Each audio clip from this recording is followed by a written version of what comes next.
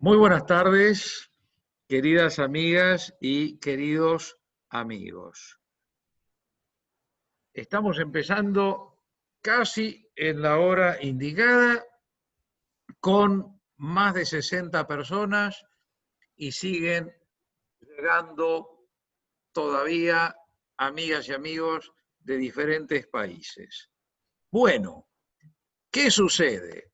Sucede que desde el anteaño pasado se produjo un nuevo fenómeno dentro de este multifacético y permanentemente proporcionador de satisfactorias sorpresas, programa de cursos válidos para el doctorado de la Facultad de Derecho de la Universidad de Buenos Aires, que ya nos ha deparado tantas alegrías con eventos, trabajos conjuntos, libros compartidos entre varios de nuestros estudiantes, etcétera, etcétera.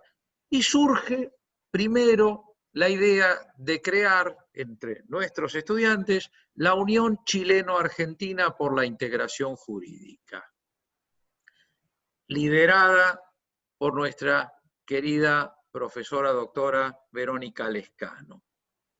Y comienza a funcionar con mucho apoyo por parte de los hermanos chilenos, la querida profesora doctora también de la Universidad de Buenos Aires, Isabel Jimena González, desde la Universidad Central de Santiago, aloja la primera reunión internacional de la Unión Chileno-Argentina por la Integración Jurídica y empieza a vivir esta entidad. Y entonces, un día se me acerca un querido, distinguido y brillante alumno del programa de cursos para el doctorado, que se llama Nelson Basile Neto, y a quien hoy, si no lo conocen todavía, lo van a conocer.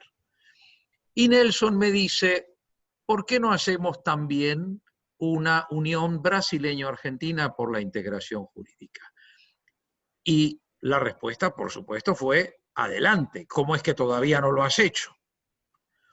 Y Nelson, el almirante Nelson para los amigos, se puso a trabajar de inmediato y enseguida obtuvo el apoyo de Ricardo Pil en Brasil, de Silvia Giurlani en Argentina, de Beatriz Capici en Argentina, etcétera, etcétera, de Nildes en Brasil, que también hoy la van a conocer, de Estefanía Cuello en Argentina, de Elizabeth Silva en Argentina, que hoy también las van a ver. Y entonces se creó la Unión Brasileño-Argentina por la Integración Jurídica. ¿Cuál es el plan?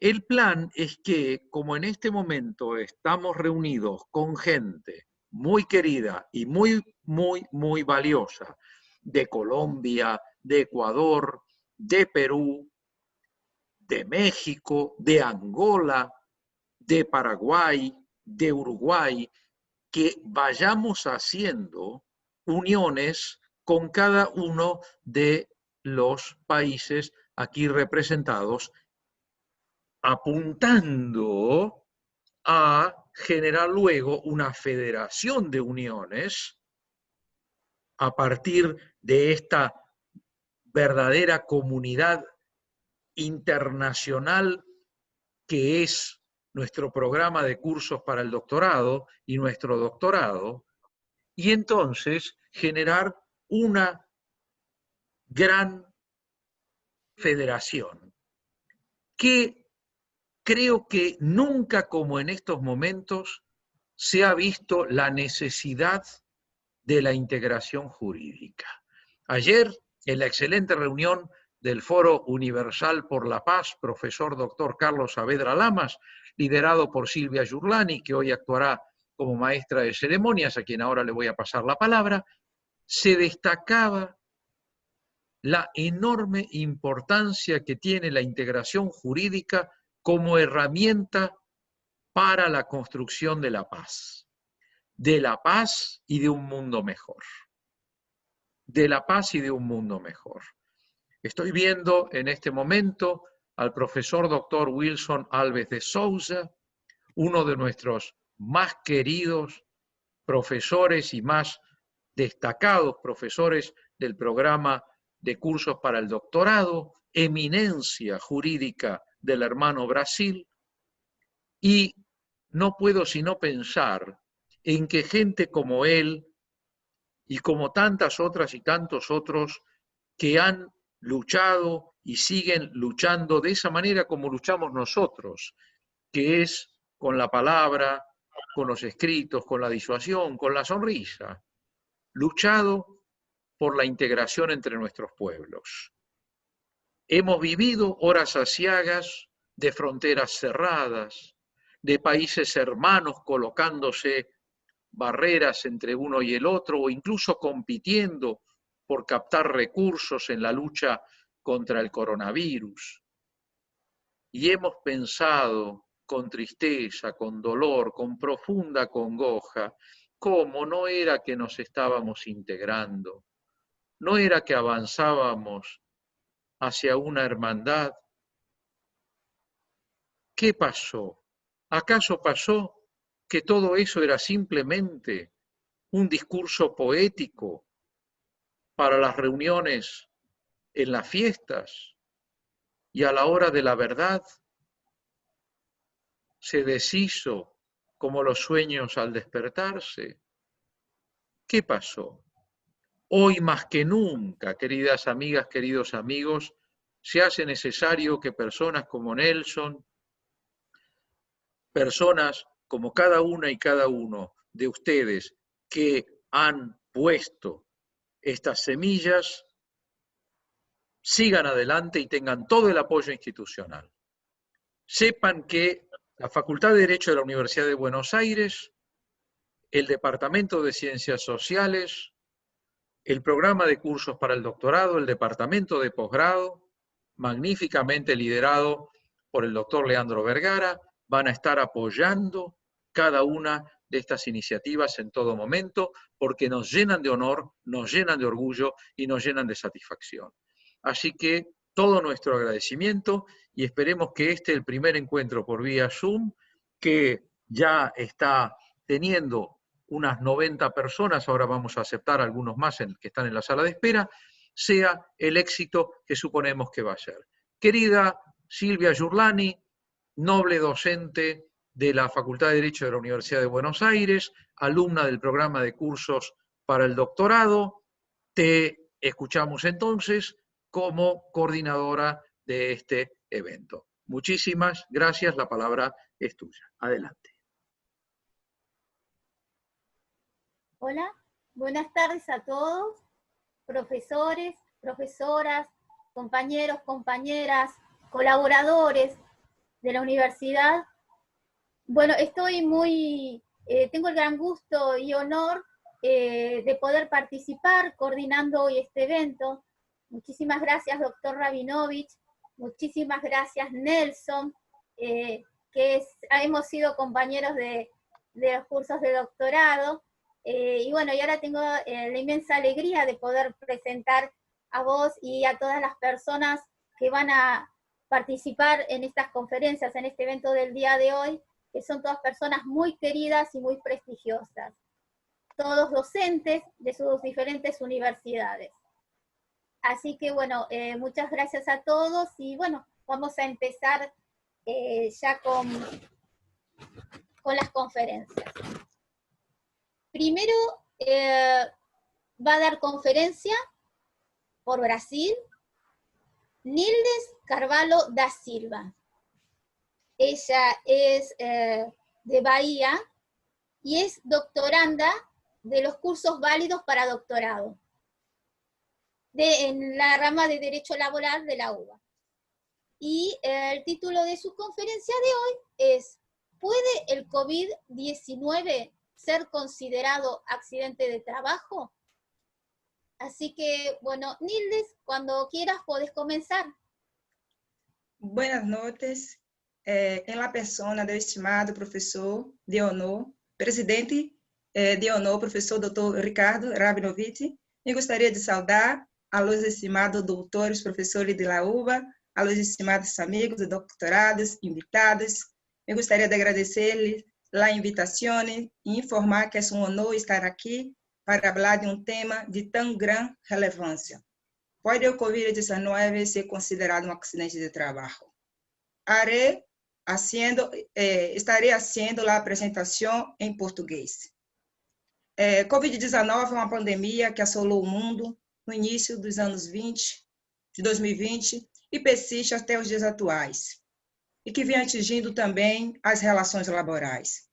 COVID-19 acabou gerando necessidade de normatização governamental por se tratar de uma doença infecciosa respiratória que gera consequência para a saúde das pessoas e principalmente para quem trabalha.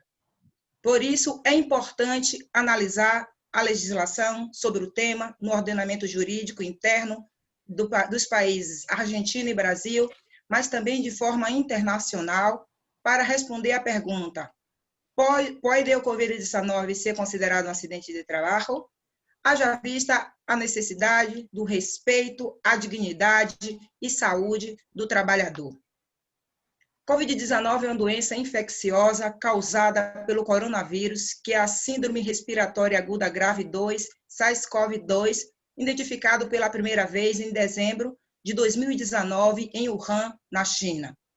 Extraordinariamente, a situação em que vivemos em decorrência da pandemia COVID-19 só é comparável àquela que o mundo sofreu há mais de um século com a gripe espanhola em 1918, que atingiu aproximadamente 500 milhões de pessoas. Analisando os dados da Organização Mundial de Saúde, da data de hoje, gostaria de deixar aqui meus sentimentos a todas as pessoas, aos amigos e aos seus familiares que, porventura, tenham sido vítimas da Covid-19. No mundo, atualmente, são 24.011.500 casos confirmados, com 821.909 mortes. No Brasil, são 3.717.156 casos confirmados, com 117.665 mortes. Na Argentina, são 370.188 casos confirmados, com 7.839 mortes. A Covid-19 acabou gerando uma crise sanitária no mundo, colocando o sistema de saúde de alguns países em colapso. Não existe tratamento específico, sendo administrado medidas para alívio dos sintomas e suportes das funções vitais. Covid-19 está estabelecido no CID-10, B34.2, infecções por coronavírus de localização não especificada, também no B97.2, coronavírus como causa de doença classificada, e em outros capítulos. É interessante também falar aqui da questão que a Covid-19 provoca efeito perverso.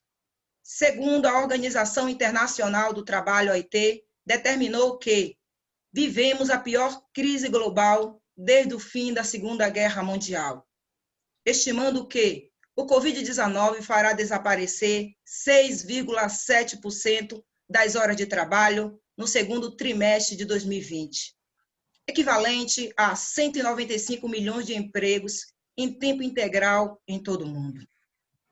Essa dolorosa realidade, contrastada com as recomendações do Departamento de Normas Internacional do Trabalho, Organização Mundial da Saúde, editada em 27 de março de 2020, afirma: os trabalhadores que contraírem a Covid-19 devem ter direito à licença médica remunerada ou a prestações pecuniárias por doença enquanto estiverem impossibilitados de trabalhar, a fim de compensar a suspensão de rendimentos causada por essa situação de doença. A Covid-19 é um péssimo negócio para as empresas, diante das ausências médicas, do perigo iminente de contaminação para os trabalhadores e seus familiares. Segundo as normas do trabalho editada no dia 23 de 2020, versão 1.1 da OIT, a Covid-19 e o transtorno de estresse pós-traumático contraído pela exposição ocupacional poderiam ser considerados doenças ocupacionais. A Convenção 155 de 1981 sobre a segurança e saúde dos trabalhadores e meio ambiente do trabalho, com o intuito de diminuir as estatísticas de enfermidades e lesões e mortes, que foi ratificada tanto pelo Brasil como pela Argentina. O termo saúde, com relação ao trabalho, abrange não somente a ausência de afecções ou doença, mas também elementos físicos e mentais que afetam a saúde e estão diretamente relacionados com a segurança e higiene do trabalho. É interessante informar que, no entanto, também nesse caso, o corpo de normas internacionais do trabalho vigente não inclui disposições amplas no ambiente de trabalho contra os riscos biológicos. Riscos biológicos consistem na presença de organismos ou substâncias derivadas de organismos prejudiciais à saúde humana, bactérias, vírus, toxinas e animais, que têm como efeito a saúde das pessoas. Irritações, alergias e até infecções, cânceres e outras doenças. A OIT recomenda que certos agentes biológicos devem ser reconhecidos como causa de doenças ocupacionais provocada pela exposição a tais agentes que resulte de atividade do trabalho. E assim é importante também aqui ressaltar que na Argentina, falando dessa patologia das doenças profissional não listada, que seria vista através da Lei de Risco do Trabalho, Lei 24.557, de 1995. Essa lei prevê a reparação de riscos ocupacionais de segurança social. Em seu artigo 6º, que trata da coberturas e contingência, determina e caracteriza o que seja doenças ocupacionais, doença profissional, acidente de trajeto. Considera acidente de trabalho qualquer evento súbito e violento que ocorra pelo fato ou ocasião do trabalho ou em trajeto entre a residência do trabalhador e o local de trabalho, desde que o sinistrado não tenha interrompido ou alterado a referida viagem por razões não relacionadas ao trabalho. São consideradas doenças também profissionais aquelas que constam, né, no próprio listado, que prevê aí os riscos, agentes de risco, quadro clínico, exposições e atividades capazes de provocar doenças ocupacionais. As doenças não constantes da lista, bem como suas consequências, não serão consideradas indenizáveis, com uma única exceção do disposto no parágrafo 2º-B, serão também consideradas doenças profissionais aquelas outras que, em cada caso, a comissão médica central determine como causa direta ou imediata relacionada à própria atividade do trabalho.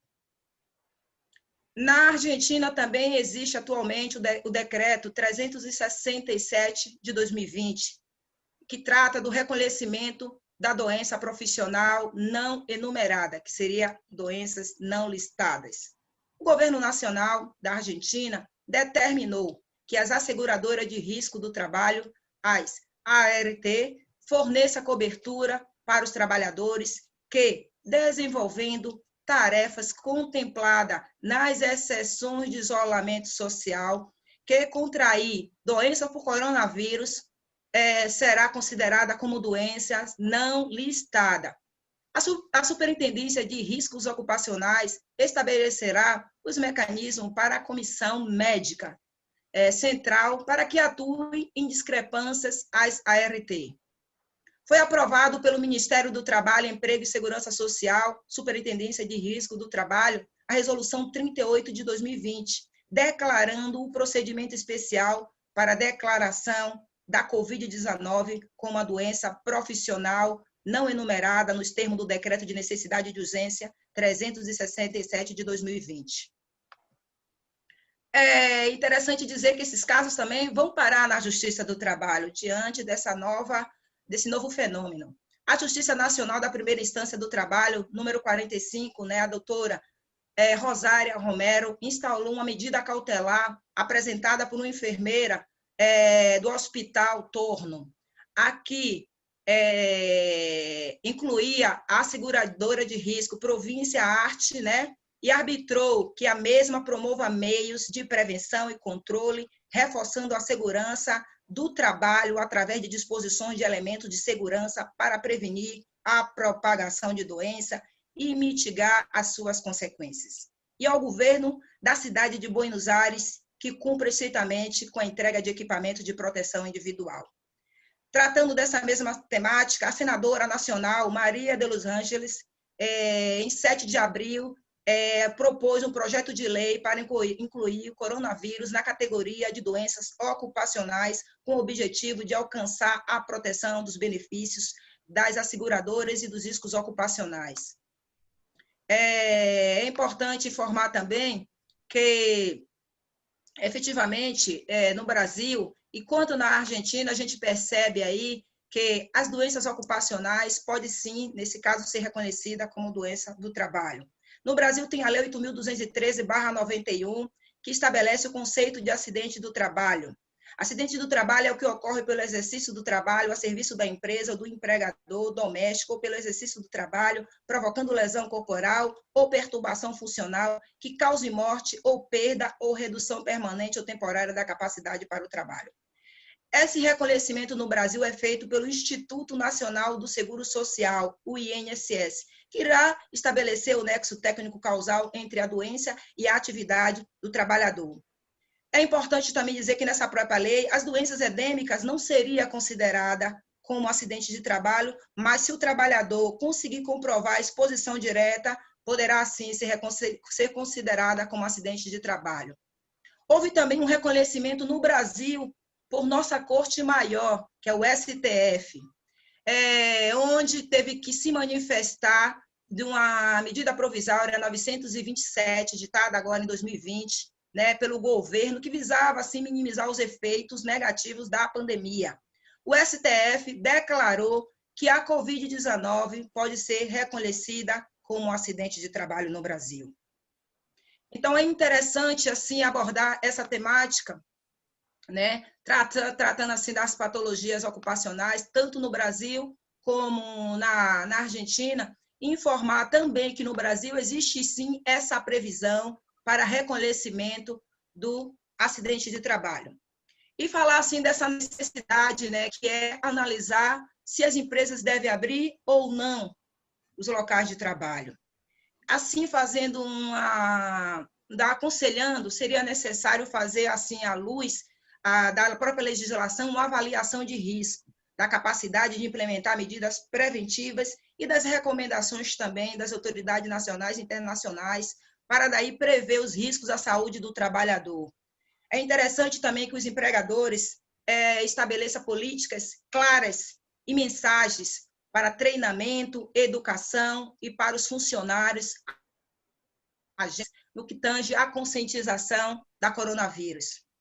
A proteção da saúde do trabalhador é um direito e uma garantia fundamental, não podendo ser suprimida ou reduzida tal medida por medidas provisórias ou deliberação.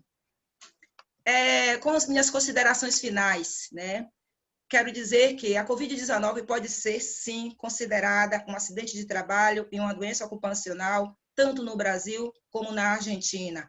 A proteção da saúde do trabalhador é um direito fundamental, no qual existe a nítida relevância do legislador ao regulamentar a Covid-19 através das medidas de enfrentamento contra essa terrível doença. Muito obrigada e gostaria de agradecer a cada um de vocês. Muchas gracias, Nilde. Excelente tu conferencia. Bueno, quería agregar que además Nilde es profesora de la Universidad Regional de Cariri y es presidente del Comité Organizador Internacional de los Estudiantes de Doctorado en Derecho de la Universidad de Buenos Aires. Bueno, ahora vamos a pasar a la segunda conferencista. Ella es de Argentina, es la querida Elizabeth Silva. que es docente de Historia del Derecho de la Universidad de Buenos Aires. Ella es magíster en Cultura Jurídica en la Universidad de Girona, y además está estudiando el doctorado válido para Derecho. Bueno, ella hoy nos va a hablar, el título de su conferencia es Diferentes pestes, semejantes errores. Bueno, cuando quieras, Elizabeth, podés comenzar. Muchas gracias, Silvia. Gracias, Nelson, por la invitación. Y mil gracias, Ricardo, por estar siempre al pie del cañón y facilitar estos eventos como es tu costumbre. Miles de años atrás, el hechicero Cromañón regresaba de recolectar hierbas. Era esperado con ansiedad porque uno de los hombres estaba enfermo. Rápidamente al verlo, retrocede espantado. En la cara, llena de llagas, reconoció la imagen de aquella horrorosa enfermedad, de la que le habían hablado su abuelo y su padre, y sabía que la muerte era inevitable. Muchos años después, en la época de Justiniano, Procopio de Cesarea describe una epidemia que, según sus palabras, estuvo cerca de aniquilar a la humanidad. Esta peste atacó gran parte del mundo conocido en ese momento, causando estragos. Infectarse era equivalente a una sentencia de muerte. Sin una red de salud pública, la única forma de hacer frente a la enfermedad fue la acción de personas particulares y médicos. Debido a la velocidad con que se propagaba, todos aquellos que se dedicaban a cuidar y tratar de sanar a los enfermos comenzaron a colapsar. En consecuencia, a las personas no les quedó otra opción que quedarse en sus hogares. La plaga no hizo distingos entre hombres, mujeres, ciudadanos, no ciudadanos o esclavos. Muchos años más tarde, alrededor de 1340, estalló en Europa otra gran epidemia. La llamaron la peste negra. Este mal tuvo un impacto horroroso. Por un lado, era un huésped inesperado, desconocido y fatal, del cual se desconocía su origen y su cura. Por otro lado, afectaba a todos, no distinguía entre pobres y ricos, hombres o mujeres. Ya más cerca en el tiempo, en la década del 80 del siglo XX, un médico es convocado para que evalúe a un paciente. Él mismo estaba en una sala vidriada. Cuando estaba por abrir la puerta, preguntó por qué estaba aislado. Cuando escuchó la palabra SIDA, dio un paso atrás y manifestó que era suficiente con lo que le habían contado. Esta vez el nombre que se le dio fue el de peste rosa. Hoy en día estamos en medio de otra epidemia y, al igual que en la antigüedad, todo el mundo está afectado por igual. Ninguna de estas situaciones es igual a la otra. Lo único parecido es que la primera reacción humana fue y es el pánico, y que este miedo totalmente irracional hace que la humanidad retroceda y también nos enfrenta a la precariedad que significa ser humano. No podemos negar que la peste ha alcanzado un gran protagonismo en la historia. A lo largo de los siglos, este mal ha comportado un escenario de muerte, sufrimiento y calamidad para aquellas personas que vivían la epidemia. A pesar de que los contextos históricos y el desarrollo científico son muy diferentes, con todas las distancias y sin hacer una comparación directa, las grandes epidemias que ha sufrido el planeta comparten ciertos rasgos comunes, sociológicos y económicos. Han alterado la historia y las sociedades, afectaron las relaciones personales, el trabajo en general, las formas de vida y los entornos, tanto naturales como los creados por el hombre. Todo esto nos hace pensar y nos recuerda que somos parte de una misma especie, pero también estas situaciones nos muestran una parte egoísta y para nada amigable. Vivimos en un mundo totalmente interconectado y dependiente, en donde una de las mayores premisas es la asistencia y la ayuda entre los países, sobre todo entre aquellos que son parte de uniones. Esta situación demostró cómo el miedo hizo que todo esto se olvidara. Es así como los líderes del mundo comenzaron a hablar de la gravedad de la situación, pero en lugar de coordinarse, cada país trazó sus propias fronteras. Con estupor observamos que países como España, Portugal, Francia o Alemania impusieron controles de sus fronteras terrestres. El objetivo era no dejar pasar a nadie que no sea nacional, residente o transportista de mercaderías. La tan promocionada colaboración y la inexistencia de barreras entre ellos desaparecieron en cuestión de minutos. Días más tarde, con una mezcla de incredulidad y desconcierto, el mundo entero veía cómo Estados Unidos, billete en mano, se adueñaba de un pedido de mascarillas del gobierno francés. Alemania acusó al gobierno estadounidense de piratería moderna y de utilizar medios ilícitos para conseguir los tan ansiados barbijos.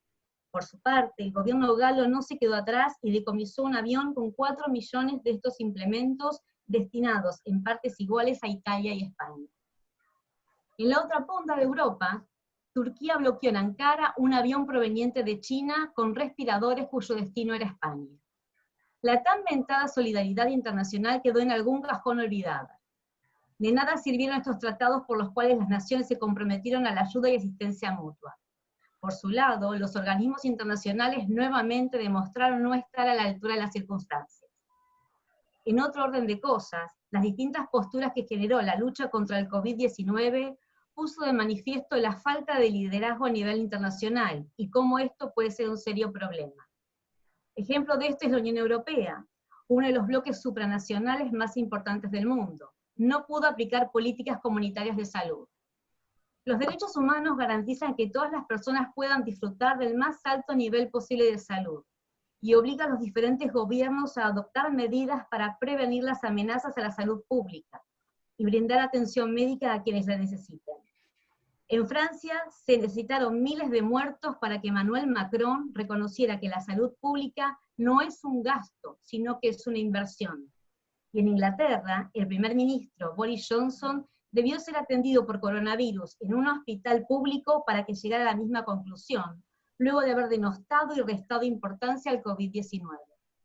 También es cierto que las normas de derechos humanos reconocen que en ciertos contextos como el de estas serias amenazas a la salud pública y aquellas emergencias que pongan en peligro la vida de una nación, las restricciones a algunos derechos pueden estar justificadas siempre y cuando las mismas tengan una base legal, sean estrictamente necesarias según evidencias científicas y no sean arbitrarias ni discriminatorias en su aplicación, sean de duración limitada, respeten la dignidad humana, estén sujetas a revisión y sean proporcionales para lograr su objetivo. Fronteras para adentro, todos los países impusieron estrictas cuarentenas y redujeron la movilidad, permitiendo la misma solo a aquellas personas consideradas imprescindibles. Muchos países no estaban ni por asomo preparados para esta tragedia, y aquellas que lo estaban, o creían estarlo, se vieron totalmente desbordados. Lo único cierto es que el aislamiento era la única forma de prevenir el contagio. Aquellas personas que caían enfermas se vieron atendidas por médicos sin rostro, tapados con barbijos, anteojos y máscaras. No se podía identificar rasgo humano en ellos. Las familias no podían velar a sus familiares fallecidos. Es más que obvio que la magnitud, la gravedad y la extensión de la situación originada por el COVID-19 asciende a nivel de una amenaza a la salud pública que podría justificar restricciones a ciertos derechos como los que resultan de la imposición de la cuarentena o el aislamiento, y que limitan la libertad de movimiento. Pero, al mismo tiempo, se debe de una cuidadosa atención a los derechos humanos, como la no discriminación y principios como el respeto a la dignidad humana.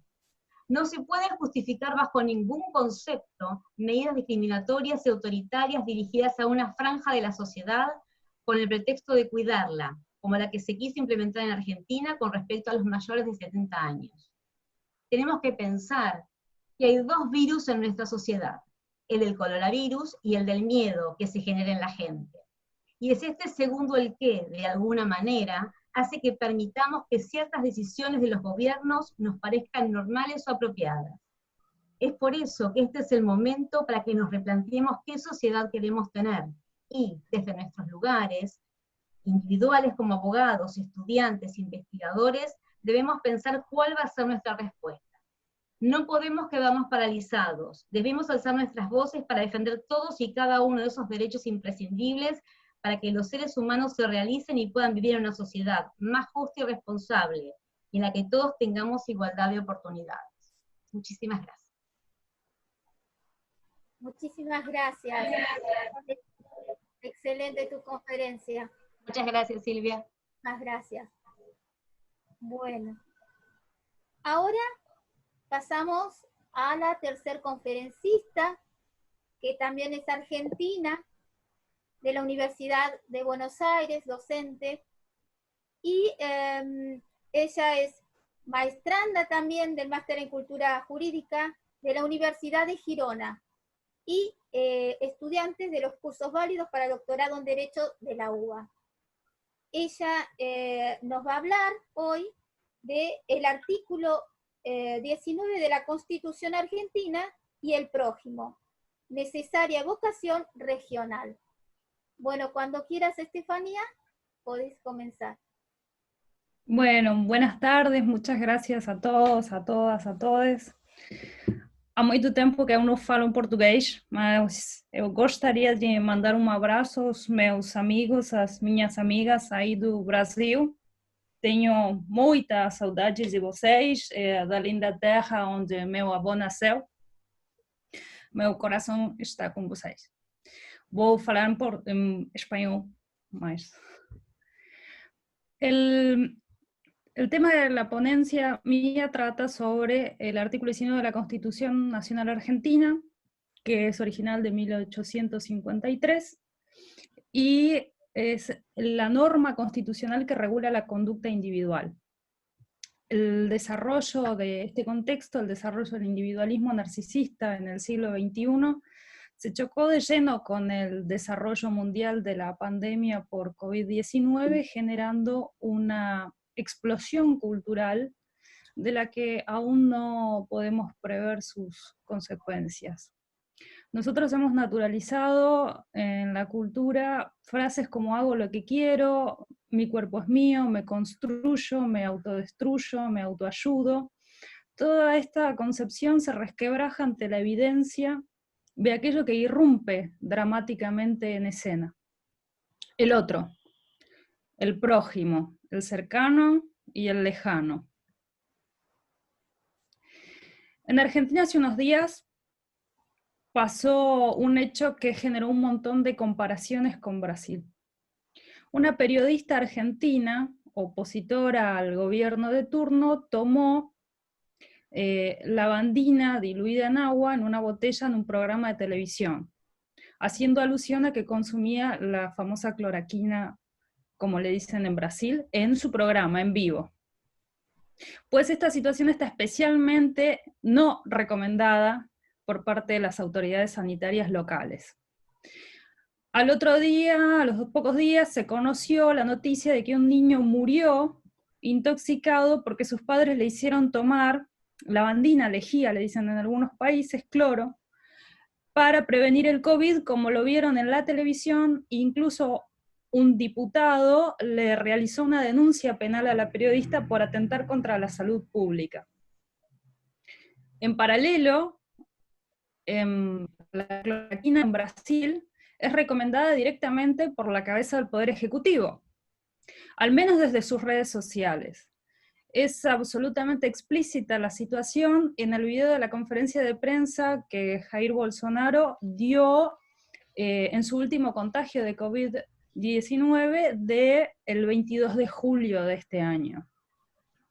Cabe aclarar que el núcleo familiar del propio presidente de Brasil se ha ido contagiando. Anteayer, por ejemplo, la oficina de prensa de Brasil comunicó que el senador de 37 años, el hijo mayor de Bolsonaro, será tratado con hidroxicloroquina, que es un antipalúdico cuya acción contra el COVID no se ha comprobado, pero que el presidente, insistimos, promociona desde el inicio de la pandemia. Brasil es el segundo país con más contagios después de Estados Unidos, donde hay una tensión social cada vez más virulenta respecto al uso o no uso de tapabocas. En las puertas de los comercios en Estados Unidos, por ejemplo, puede leerse, ingrese con máscara, o todo lo contrario, prohibido ingresar con tapaboca, con máscara. De hecho, muchos artistas con domicilio en Estados Unidos han hecho campañas de difusión promoviendo la utilización de este instrumento como un acto jerarquizante del accionar individual en beneficio particular y de los otros individuos, resaltando que el uso del barbijo es un gesto de empoderamiento individual. Vamos un poquito a la normativa. ¿Qué es lo que dice el artículo 19 de la Constitución Argentina? Las acciones privadas de los hombres, que de ningún modo ofendan al orden y a la moral pública, ni perjudiquen a un tercero, están solo reservadas a Dios y exentas de la autoridad de los magistrados.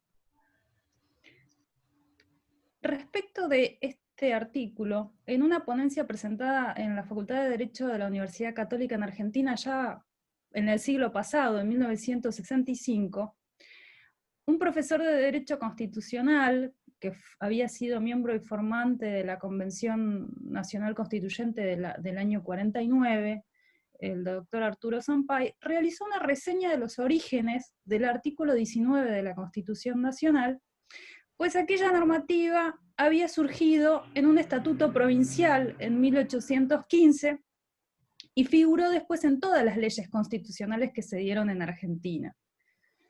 En aquella ponencia, referencia como una de las fuentes de aquel precepto a la Declaración de los Derechos del Hombre y del Ciudadano de Francia, de la Revolución Francesa, de 1789, y luego, revistando las discusiones que se desarrollaron en torno a él, resulta que la principal fuente estuvo vinculada, la principal discusión, a la última parte del artículo, que no afecten a la moral y a las buenas costumbres, entonces se reservan a Dios.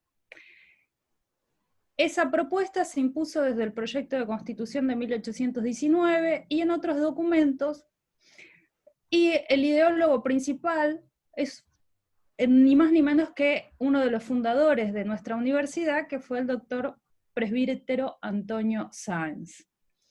Es interesante seguir la discusión entre cuál es la esfera de alcance de lo normado por aquí. La pregunta que se hacían a principios del siglo XIX en Argentina era si los actos se refiere a actos interiores o exteriorizables, y en todo caso si nos referimos a que se ejecute la actividad privada en el interior de un domicilio, porque en todo caso la pregunta es si es un domicilio propio o ajeno, y esto implicaría que todo el mundo tuviera un domicilio. Y el sujeto jurídico constitucional, en el que está basada la Constitución argentina, por lo menos, que es del siglo XIX, es el individuo hombre, blanco, occidental, mayor de edad y solvente, con patrimonio. De aquí surgen distintas doctrinas jurídicas occidentales, como la doctrina de los actos propios, y la que más nos importa, la esfera de lo privado. Podríamos decir vulgarmente y preguntarnos por la posibilidad de que un acto, si se realiza dentro de la esfera de lo privado y no daña a otro, o el otro no tiene forma de probarlo en juicio, o no se entera, si se ejecuta este acto en la privacidad de un domicilio o en una exterioridad, imaginémonos un parque público, no resultaría contradictorio a la norma, pues no produce un daño. El problema se articula cuando hay un daño, porque se rompe el famoso precepto neminem laedere, sobre el que básicamente se basa todo nuestro derecho privado. En este sentido, encontramos el artículo 5 de la Constitución brasileña y los artículos del Código Civil brasileños 13, 15, 186 y 927 de aquel país.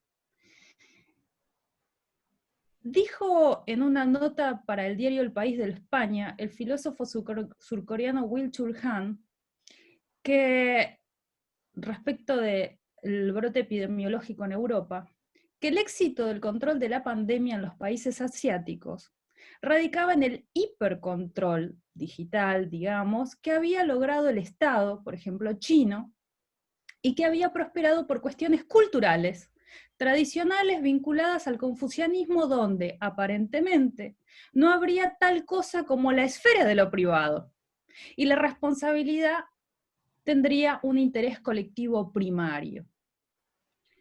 Observó el filósofo que el cierre de las fronteras es un acto vinculado a la lógica bélica e individualista propia de las tierras occidentales y sus influenciados. Aquí es donde entraríamos los latinoamericanos.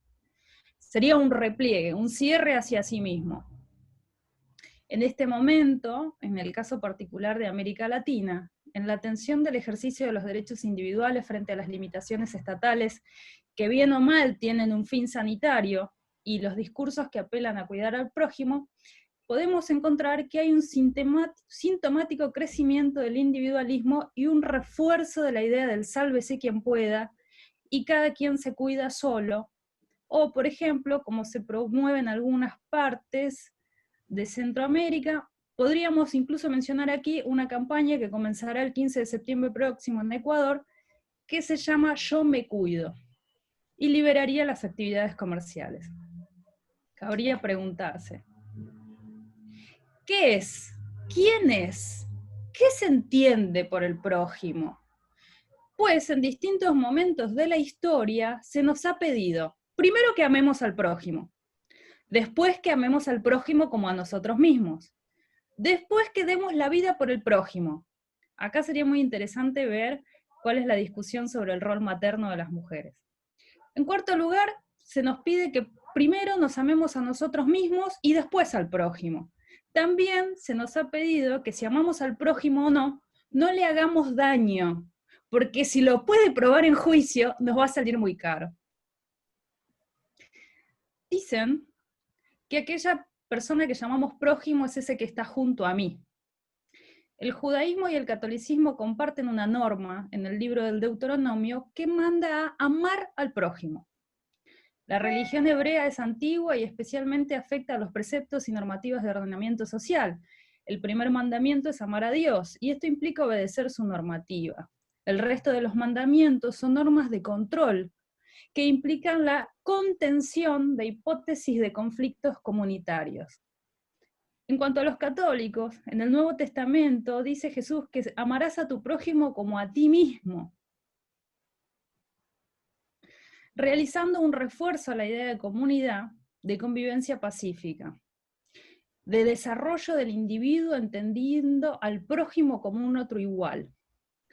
Freud, en El malestar en la cultura, se niega a este planteo y se pregunta, ¿por qué voy a amar a mi prójimo? No tengo por qué quererlo. Nietzsche, en La voz de Zaratustra, interpela en el diálogo el amor al prójimo y se pregunta por qué no amar al lejano también cuando analiza cuál es el tipo de hombre que se puede formar. Y ahora encontramos otro filósofo europeo también, Zizek, que hace una interesantísima crítica a Levinas, el filósofo de la otredad. Levinas, y esto es un argumento absolutamente simplificado, por favor tómenlo así, entiende que podemos amar al prójimo en tanto vemos su rostro y descubrimos a Dios en él, si uno se descubre en el otro. Dice Zizek que el verdadero respeto por el prójimo es el reconocimiento como sujeto de derecho no aniquilable a ese otro que existe, pero que no tiene un rostro, que no lo conozco, que no me es familiar, porque no me reconozco en él. Que eso sería el verdadero amor al prójimo. ¿Qué pasa entonces con el prójimo cuando debemos estar alejados? Cuando somos lejanos, cuando no somos próximos, cuando tenemos que guardar 2 metros de distancia. ¿Y qué pasa cuando no le vemos el rostro? ¿Nos podemos reconocer humanos e iguales en el rostro del otro? ¿Los podemos respetar? ¿Existe un ámbito de lo no jurídico en el contexto pandémico? Porque el artículo 19 de la Constitución argentina dice que los actos privativos de los hombres, como se entiende en Estados Unidos el uso o no de la mascarilla, están exentos de la autoridad de los magistrados. Se dice que el Estado se ha revalorizado. ¿Es cierto? Las decisiones políticas oscilan entre la vida y la economía. Esos son los 2 argumentos. En Argentina el número de contagios ha aumentado, importante el número de aumentos que hay, y se está cuestionando las movilizaciones sociales, las reuniones sociales que estuvieron de hecho prohibidas. El Ministerio de Salud aconseja que la gente no se reúna. ¿Cuál será el límite de lo individual? Muchas gracias. Muchas gracias, Estefanía, por tu excelente conferencia. Muy interesante el tema. Por suerte, con el tiempo vamos muy bien, así que va a haber tiempo para las preguntas. Así que bueno, ahora cerramos estas conferencias con Nelson Basile Neto, que él, como dije, fue compañero de los cursos válidos para el doctorado en Derecho. Él ya es doctorando por la Universidad de Derecho de la UBA y además es maestrando del máster en Cultura Jurídica de la Universidad de Girona. Él es de San Pablo, es docente y bueno, el tema que nos va a hablar es desobediencia en tiempos de COVID-19. Bueno, Nelson, cuando quieras podés comenzar tu conferencia. Hola, una vez más, buenas noches a todos. Como mi amiga Estefanía dije, hace tiempo que no hablaba portugués. Yo digo que hace tiempo que no hablo español, pero voy a hacerlo para obligarme a hablar más despacio. Me quedo muy feliz, primeramente, Ricardo, por la invitación y por siempre nos dar todo el apoyo para la creación de la Unión, por el apoyo institucional de la universidad. Muchas gracias. Muchas gracias a todos los maestros, los profesores que acá están. Silvia, muchas gracias por la presentación que hiciste y muchas gracias a todos los presentes. Yo me quedo muy feliz de participar en esa noche del primer evento de la Unión Brasileña-Argentina por la integración jurídica por el Zoom, con amigos tan queridos. Cuando hicimos el lanzamiento de esta unión en la Universidad de Buenos Aires, en el Salón Azul que tanto extrañamos, en enero de este año, y nos parece que ya hace tanto tiempo, decía que vivíamos tiempos difíciles en el planeta. Pero yo pienso que nadie podía imaginar los tiempos, cuán difíciles se tornarían los tiempos. Cuánto difícil sería no poder darnos un abrazo. Y dicen que nuestras vidas se van a cambiar con esta pandemia. Yo pienso que no. Yo pienso que nuestras vidas ya están cambiando a cada día. Ya estamos viviendo lo que se llama de nueva normal. Y tenemos que sacar lo mejor de todo eso. Yo pienso que esta posibilidad de encuentros todos en líneas virtuales son el mejor que podríamos ter sacado de todo eso. Y yo digo, porque en la ocasión del lanzamiento de la Unión, muchos amigos no pudieron participar por temas de trabajo, de compromisos y demás, y ahora nos siguen acá en esta reunión. Tenemos aquí amigos de todo el mundo. Ya vi incluso a mi familia acá en esas pequeñas pantallas pasando. Entonces me quedo muy feliz por la oportunidad. La verdad es que estos cambios se están dando de forma muy rápida. Nadie los imaginaba. Cuando todo se empezó, yo estaba en Cataluña con Ricardo y desde un día miércoles donde todo estaba normal y todo se seguiría normal, el viernes próximo tuvimos que buscar un vuelo para volver a Brasil, para volver a Argentina, porque las fronteras se estaban cerrando, no había la certidumbre de poder volver, o no sabíamos si tendríamos que nos quedar en Europa. Entonces, los cambios fueron muy rápidos y no imaginábamos que sería así. Y como consecuencia, sabemos que las leyes tuvieron que seguir esos cambios. Muchas leyes tuvieron que ser cambiadas. Y me gustaría, en verdad, de ver después de toda esta pandemia, leyes más universales, ver fronteras más abiertas, no cerradas como tenemos hoy, ver personas más unidas en este mundo. Yo podría entonces tratar de muchas leyes que cambiaron en Brasil, que cambiaron en el mundo, pero yo voy a tratar un poco más de hasta cuándo debemos obedecer a estas leyes, si debemos cumplir esas leyes o no. Eso porque desde que todo se empezó, mucho se ha discutido, pero no hay mucha certeza hasta ahora. Ya ouvimos incluso que essa enfermidade só mata os ancianos, por lo que no tendremos que preocuparse. Al igual que en la Segunda Guerra, solo mataban a judíos, por eso no tendríamos que nos preocupar. Y por eso me pongo a pensar si como en esos años tristes de la Segunda Guerra, los derechos humanos fueron tan violados, sin indignación por nadie, si no tenemos el riesgo de vivir eso una vez más, de vivir leyes absurdas, autoritarias, sin nadie traer una discusión, traer un debate a eso. Lo vemos hoy, miles de personas muriendo cada día en el mundo y personas que debían preocuparse sin ningún respeto por lo que pasa. Vemos gobernantes, como dije Estefanía, casi que jugando con la vida de las personas. Por eso me pongo a preguntarse si en verdad tenemos que respetar todo lo que ocurre. Para eso yo empiezo una vez más me recordando de la obra de Sófocles, Antígona, porque yo he ya percebido que no es solo un libro que trae la discusión entre el positivismo y el naturalismo, sino es un libro con muchas miradas. Con la profesora Gastrón, que veo aquí, yo descubrí que fue Antígona quizás la primera feminista del mundo. Y yo pienso que fue también la primera desobediente del mundo.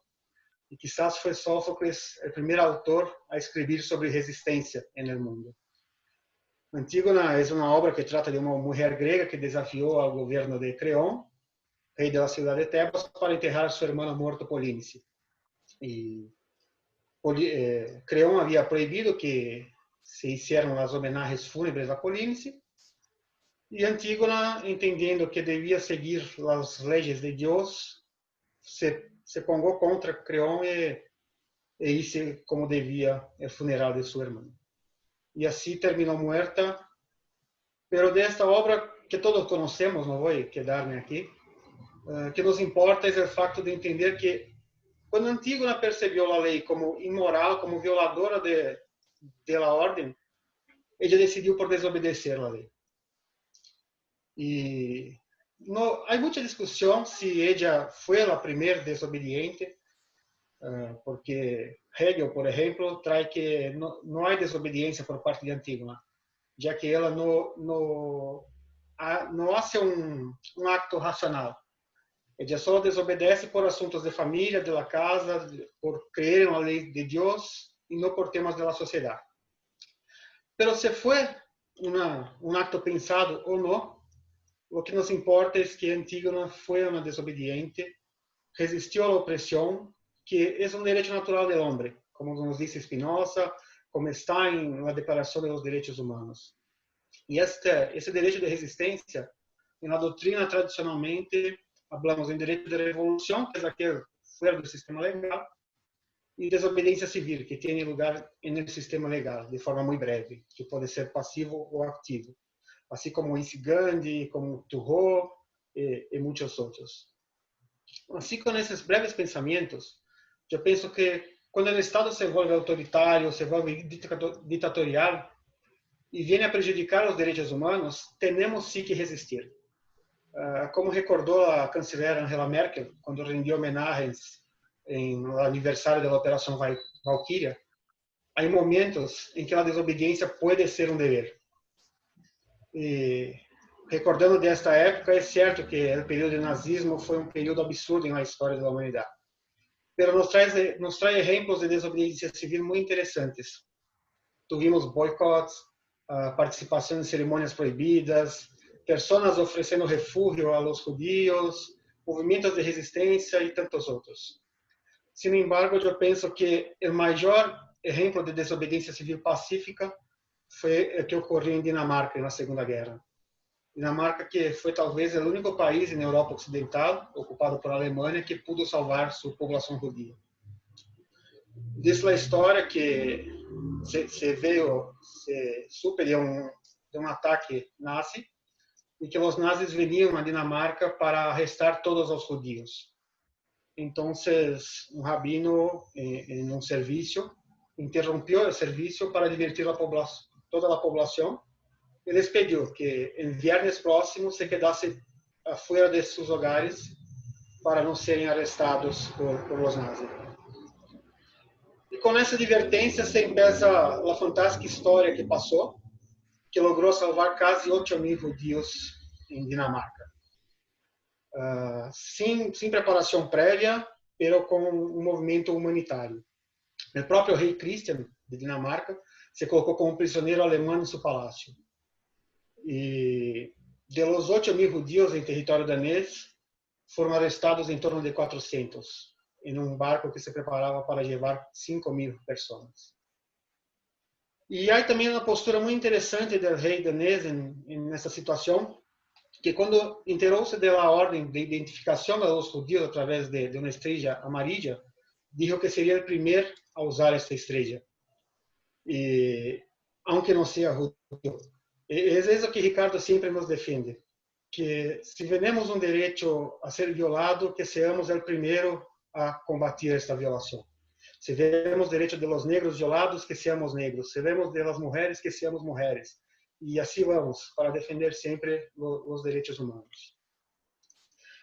Com o Covid, estamos vendo muitas leis cambiando. Vemos famílias separadas, fronteiras cerradas, e não sabemos ao certo o que é melhor a ser.